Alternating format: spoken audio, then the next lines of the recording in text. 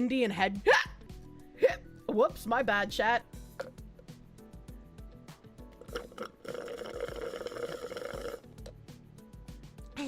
Oh. There's a bug on my desk. Hold on, chat.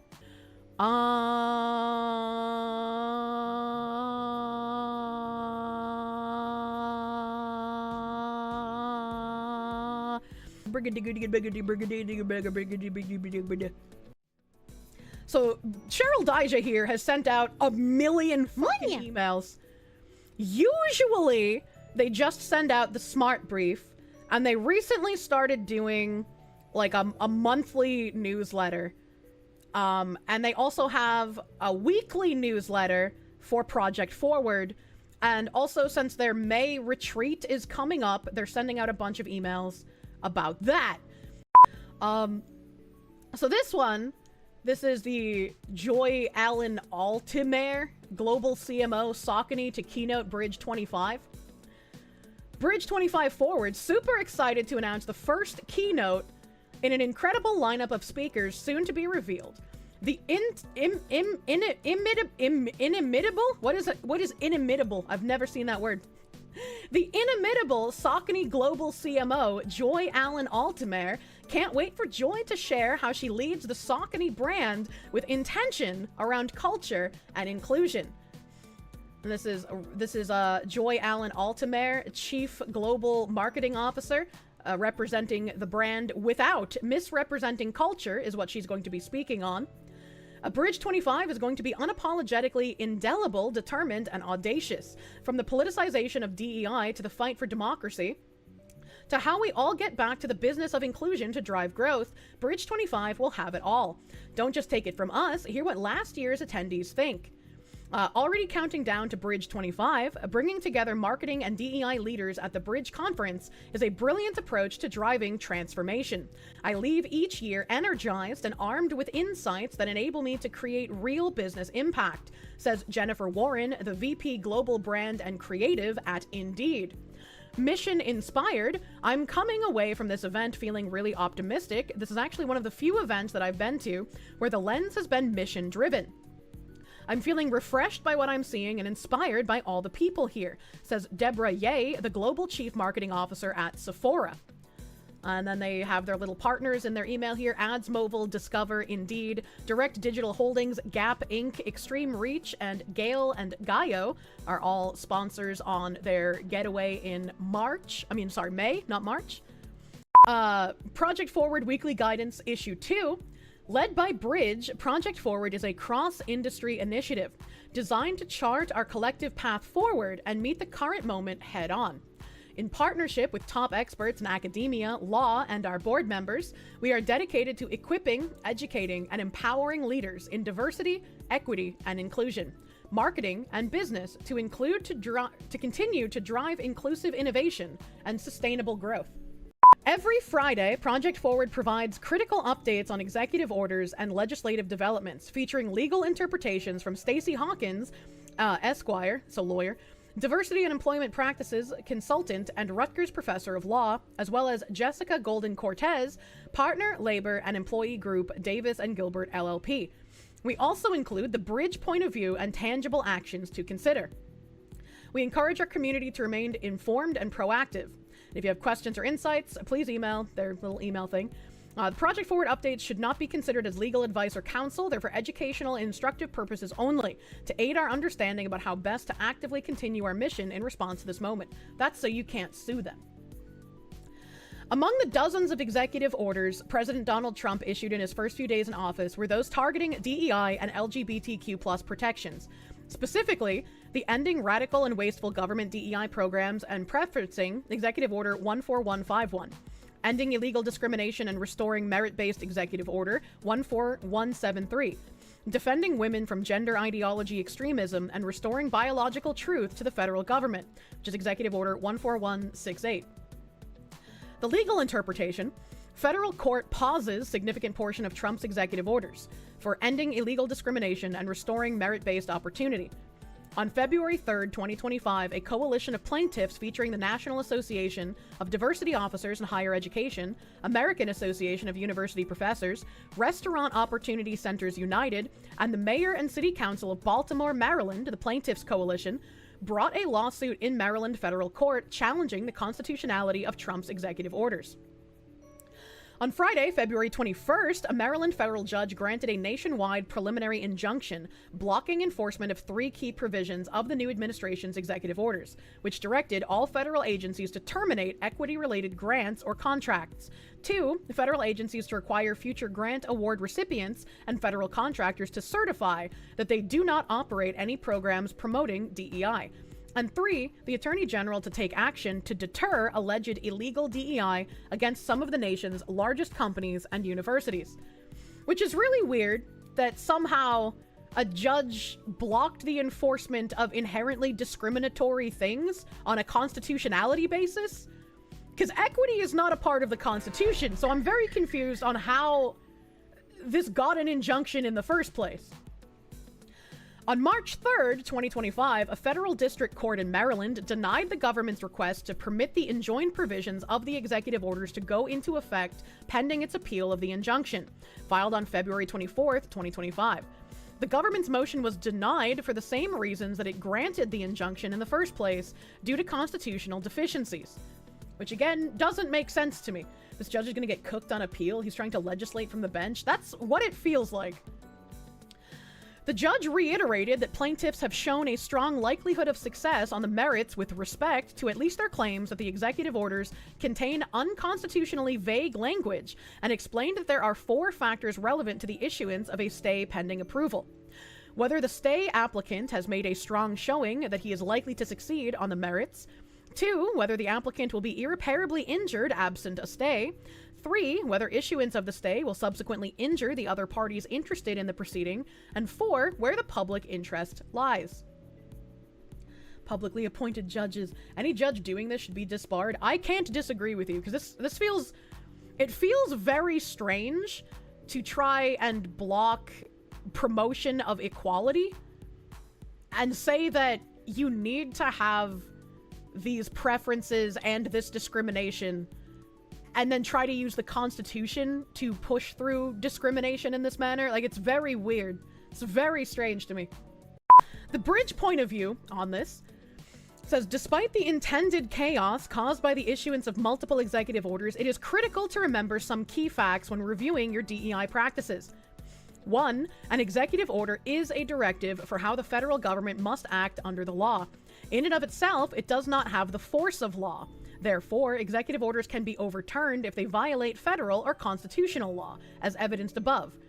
In the week 1 Project Forward briefing we read, she basically was breaking down how the executive orders do not matter for the private sector, and she's completely correct about that. The executive orders only cover the federal sector and places that receive federal funding.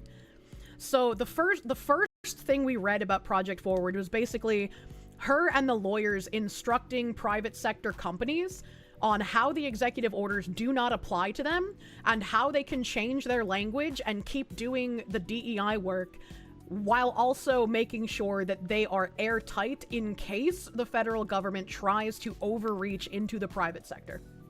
Number 2, the power the president holds over federal agencies is vastly different from the power he has over the private sector, which means the private sector should be cautious of capitulating to the politics of the moment and instead do what's right for their business growth and innovation, both outcomes of a successful DEI practice. I think that's funny how after I did like a little refresher, she essentially did the same thing. Number 3, the Civil Rights Act and the legal protections it affords remains unchanged, and therefore essential for employers to continue to abide by these protections when evolving any part of their DEI practices. Number 4, discrimination of LGBTQ+ employees remains prohibited under the Civil Rights Act, despite Executive Order 14168's assertion of identity erasure of this community. Notwithstanding the above, we recognize that the intentional effect to scare the private sector into abandoning their DEI initiatives is a reality companies are forced to weigh. These are complicated times, and often each decision presents a potential action from both sides of the issue. those in favor of maintaining the practice, and those looking to eradicate it. Our guidance is threefold. Number one, review your company values and be steadfast in allowing those to guide your commitments to the culture you build. Number two, partner with your DEI and legal teams to mitigate risk. Number three, understand the business opportunity and evolve your DEI practice to meet those objectives. Those aren't protected, the hell they mean. I mean, they have to pretend that they are. Back down here, San Francisco AIDS Foundation versus Trump. Multiple LGBTQ+ rights organizations led by Lambda Legal Defense and Education Fund have filed a lawsuit in San Francisco federal court challenging the same three executive orders. Executive Order 14151, 14173, and 14168. According to Lambda Legal, these executive orders seek to erase transgender people from public life, defund the organizations that provide them with life-saving services, terminate equity-related grants essential to the health and lives of other underserved communities, including communities of color and people living with HIV. Yeah, I don't really care. Everything equity-related should be abolished, completely gone. We should not have equity. We should want equality, and especially equality of opportunity. Trying to have equity of outcome is going to make everyone worse off. Life-saving, yeah, very heavy quotes. Legal interpretation. The lawsuit alleges that the executive orders are unlawful on many of the same grounds asserted in the lawsuit referenced above in Baltimore federal court against the DEI executive order by a coalition of organizations led by the National Association of Diversity Officers in Higher Education. And this is another thing, right? There are people who are just like, oh, Trump is in office, you guys have all the power now. And it's like, if Marxists have captured literally every institution from education to our government sectors, and we're still having to fight to bring equality and merit back into these systems, we're still fighting the actual power structure. It doesn't matter that, like, our president is the figurehead right now. There's a lot that needs dismantling that he can't just wave a magic wand and do. They got a fucking DEI union, I know, right? Specifically, the lawsuit argues with executive orders violating the U.S. Constitution's First Amendment by limiting the organization's free speech, the Fifth Amendment's Due Process Clause, and the Equal Protection Clause of the 14th Amendment, as well as the Administrative Procedures Acts. I got a question here. The lawsuit argues the executive orders violate the U.S. Constitution's First Amendment by limiting the organization's free speech. Corporations aren't people. What did they mean by this? Corporations are actually legally people. Oh, really? Thanks, I hate that. Legally they are, which is pants on head stupid. It is pants on head stupid. I agree with you. That's actually retarded if corporations are legally counted as people. What the f? Corporations are considered people legally because they're made up of people, and people don't lose their rights because they're part of a group. And corporations count as people because to violate a corporation's rights is to violate the rights of the corporation's owners. I mean, I guess that... I don't like that because corporations end up doing shitty things regardless of DEI, but I guess that makes sense, and I would have to relent. An injunction is being sought in the San Francisco case, which could result in a similar temporary injunction that we have seen issued above. Additionally, in a separate but related case, a federal judge issued a preliminary injunction on Tuesday, March 4th, blocking enforcement of the Trump administration's Executive Order 14187, which threatens federal funding for institutions that provide gender-affirming care for anyone under 19. I'm still a little confused, right? Like, even if corporations are counted as people, the First Amendment is for free speech and not for, like, action. And just because you have free speech wouldn't make you entitled to federal funding, right? So, like, I guess I'm still a little confused on the leaps of logic here that is being made for these kinds of things. Legally spending your money as speech? US law gets weird? Okay, alright. Free speech includes actions in that sense? Interesting. I know. The bridge point of view on these, so this is less legalese, the executive orders represent an orchestrated effort to roll back inclusion, erasing hard-fought protections for transgender, non-binary, and gender-expansive people. That said, discrimination against LGBTQ+ employees remains prohibited under the Civil Rights Act. This case could have significant implications for organizations offering inclusive healthcare benefits. Companies should reaffirm their commitment to equitable healthcare policies, prepare for possible legal shifts that may impact employer-sponsored health benefits, and lean into the robust resources that GLAAD is providing to ensure accuracy in the media and tips for allies. Andrea Lucas appointed acting commissioner of the EEOC. Andrea Lucas has been named the acting commissioner of the Equal Employment Opportunity Commission. The EEOC is the federal agency charged with the enforcement of Title VII and the Civil Rights Act of 1964. Which prohibits discrimination in employment on the basis of race, color, sex, national origin, or religion. The legal interpretation: Lucas has publicly declared her intent to exercise the agency's enforcement authority under Title VII by rooting out unlawful DEI-motivated race and sex discrimination, protecting American workers from anti-American national origin discrimination, defending the biological and binary reality of sex and related rights, including women's rights to single-sex space, protecting workers from religious bias and harassment, and remedying other areas that have been historically under-enforced by the agency. In other words, while Title VII was enacted and has historically enforced primarily on behalf of minorities and women, including gender minorities such as LGBTQ+ individuals, Lucas has expressed her intent to enforce Title VII primarily on behalf of white men and cis women. I like how these absolute ideological freaks can read, "We don't want anything based on race and sex. We don't want discrimination. We don't want anti-American companies, right? We don't want the companies placed in America not hiring Americans because they don't want to pay a real living wage. We don't want any discrimination. By the way, sex, binary biological sex is real." And somehow they're just like, "Oh, this is for white men and cis women. Everyone else is going to get money." When you're used to preferential treatment and you're treated with privilege for so long, actual equality will feel like oppression. We don't want discrimination, so we need to discriminate to get there. This enforcement strategy may result in charges of discrimination and/or harassment being filed on behalf of cis women or Christian employees, challenging workplace policies or practices that accommodate LGBTQ+ workers, such as gender-inclusive restrooms or the use of preferred names or pronouns for non-binary or transgender individuals. Good. I hope this does result in charges of discrimination and harassment being filed by cis women and Christian employees, because they probably have been told to just shut the fuck up when they filed these issues previously with their HR. And these people, I would imagine, aren't even going to be campaigning to get anyone fired. Whereas all of the people who would have meltdowns over even accidental misgendering would want people fired from their jobs. She means people who are being discriminated against. Yeah, exactly. She's like, the people who are actually being discriminated against might actually stand up for themselves, and that's bad. The dreaded white males. The bridge point of view. The most recent Supreme Court decision, Bostock versus Clayton County, held that Title VII of the Civil Rights Act prohibits employment discrimination on the basis of sex, and that encompasses adverse employment actions on the basis of sexual orientation or gender identity.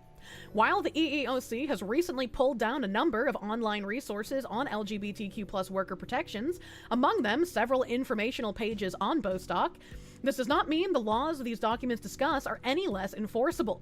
In fact, it is also always important to remember that the EEOC cannot reverse state and local anti-discrimination laws. While the EOs have not terminated existing protections for LGBTQ+ employees, the actions themselves and the dehumanizing language they employ are extremely harmful to employees in this protected group. We recommend that employers, and before I read that, it's dehumanizing to recognize biological reality is a crazy thing to state. It's dehumanizing that the people who have actually been discriminated against for the last decade plus might actually stand up for themselves so they don't get discriminated against anymore. And we can't let that happen to our little precious protected group. We can't have people file harassment charges against them. Reality is dehumanizing. Noted.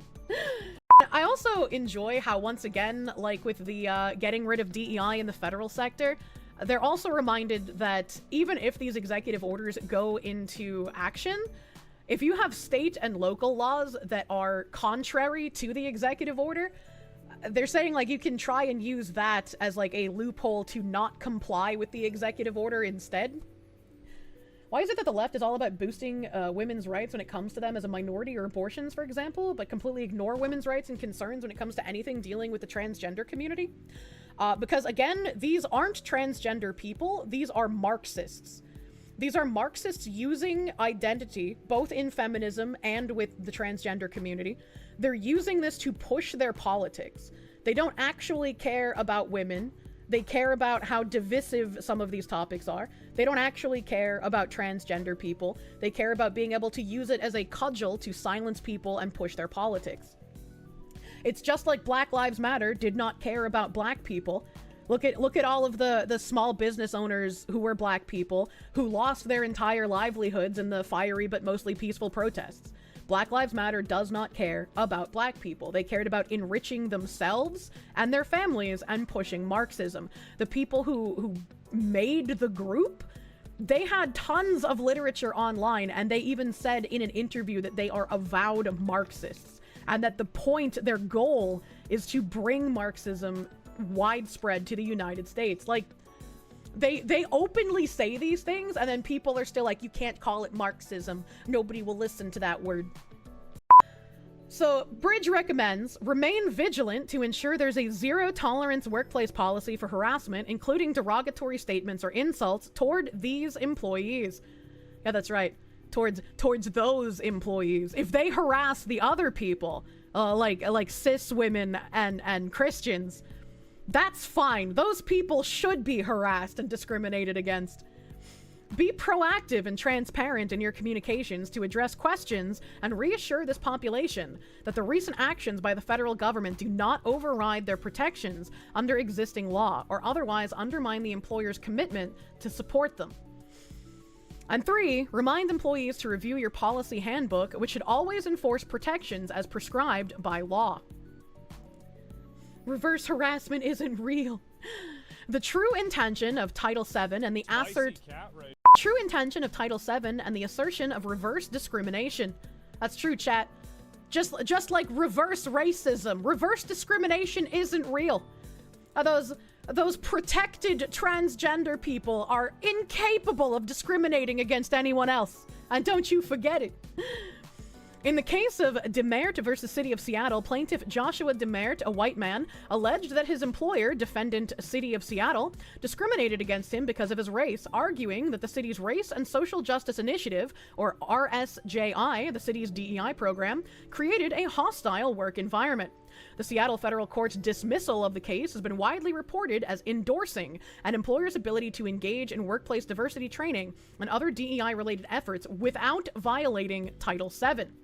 There's no such thing as reverse discrimination. There's just discrimination. I agree. I agree with you. And I hate when people talk about reverse racism or reverse discrimination, because there is no reverse. There is no reverse. It just is discrimination. It just is racism. There are no people that are in some sort of, like, class that it is okay to be racist or discriminate against them. This is making your head hurt. The legal interpretation. It's important to note, however, this is just one of many cases that have been filed challenging workplace diversity training and other DEI-related efforts in the last several years.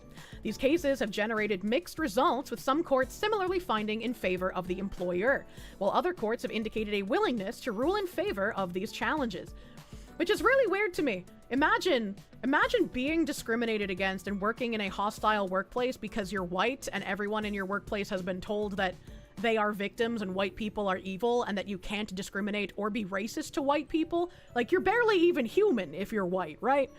So, like, imagine going to court and being like, this is what's happening here, this is what I've been experiencing, and this is just plainly discrimination. And the judge also just looks you straight in the face and goes, well, I see here you're a white male, so that's actually impossible for you to be discriminated against.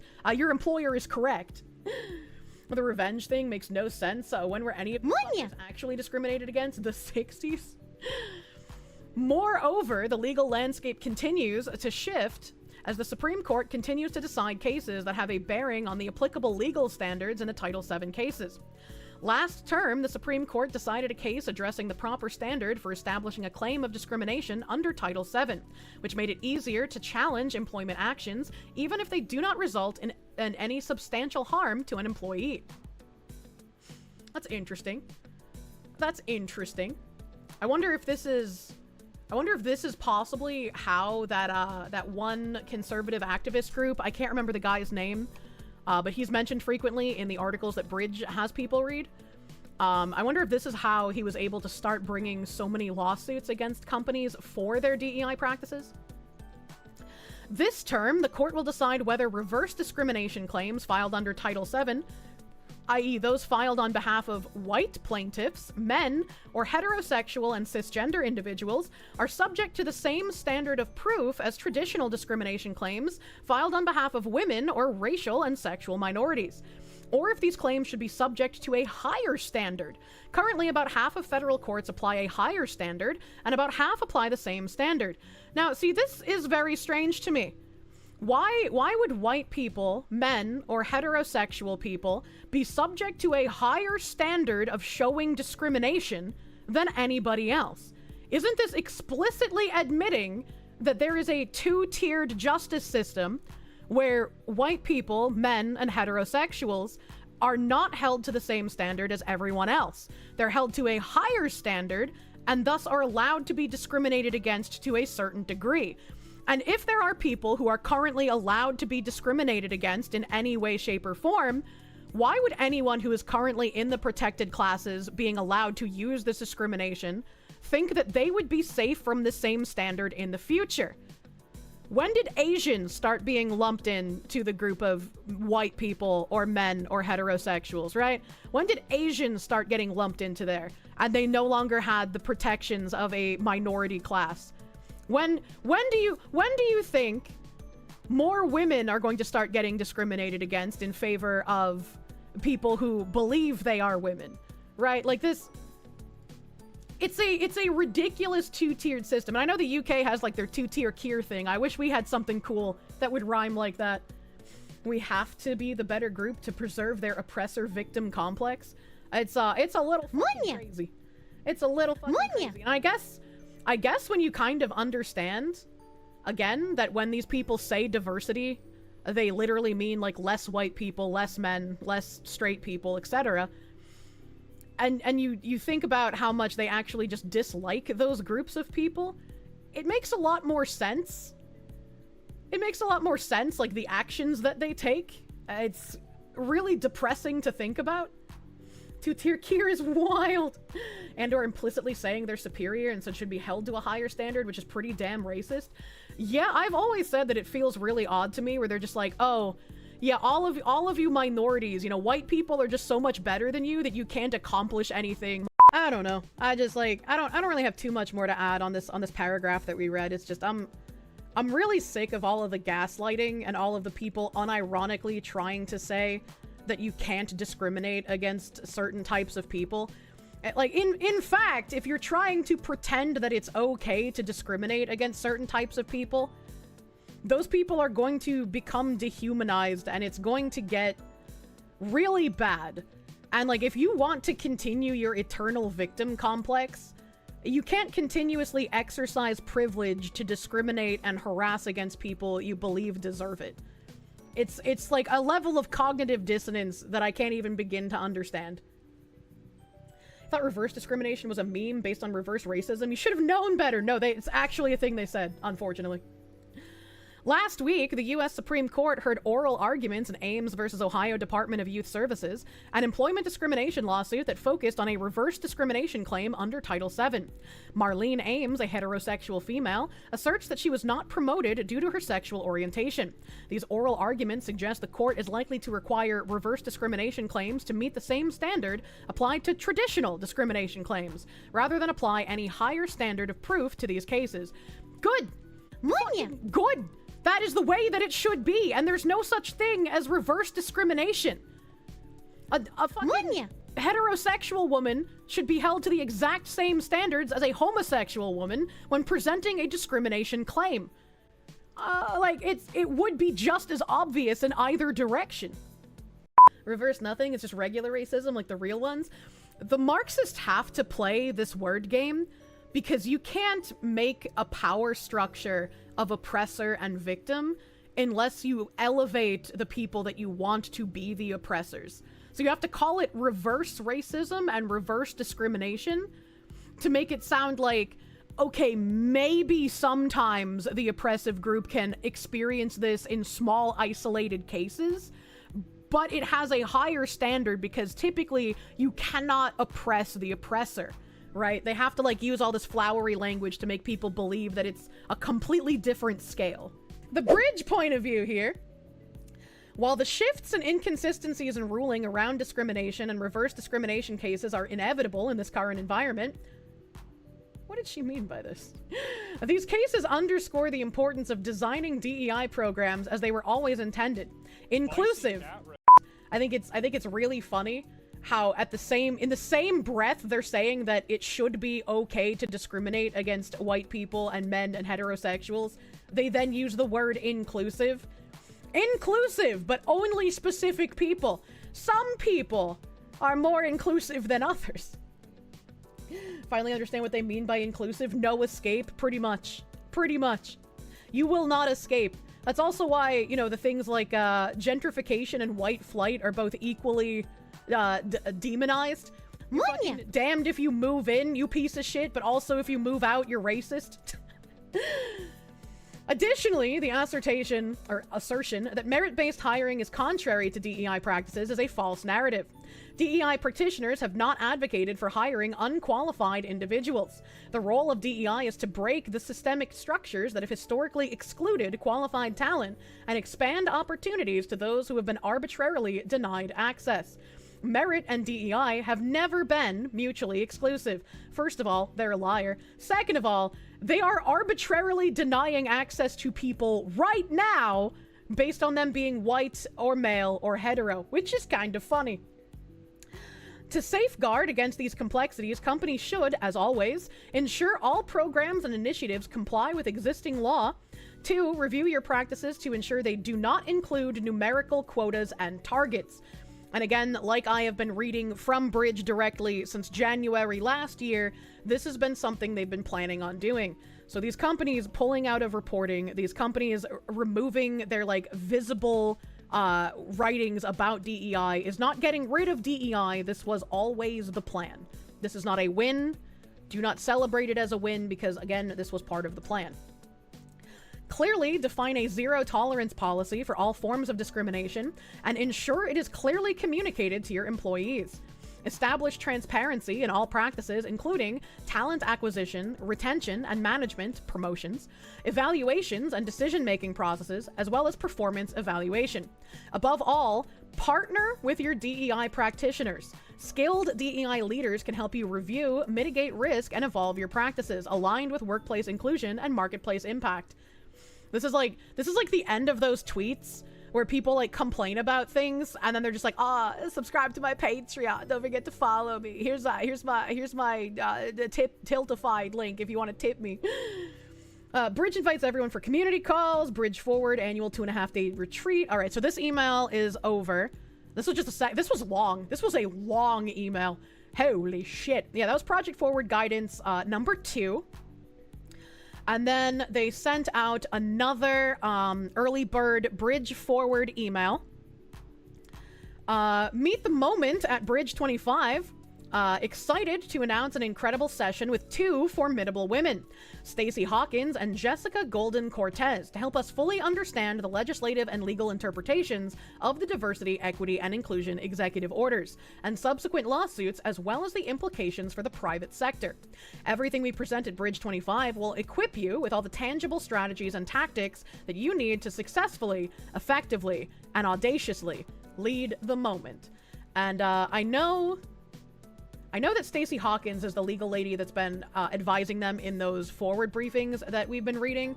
I'm not sure if Jessica Golden Cortez was mentioned. I recognize the Davis and Gilbert, so maybe she was also mentioned in those. I'm bad at remembering names. So we have Stacey Hawkins, professor of law at Rutgers Law School. This is the Esquire lady. We have Jessica Golden Cortez, partner labor and employment group at Davis and Gilbert. Absolutely not to be missed, Danielle Wright will moderate this discussion on understanding the opportunity and risk in this moment. Moderated by Danielle Wright, who is the VP, Chief Diversity and Inclusion Officer at Scripps.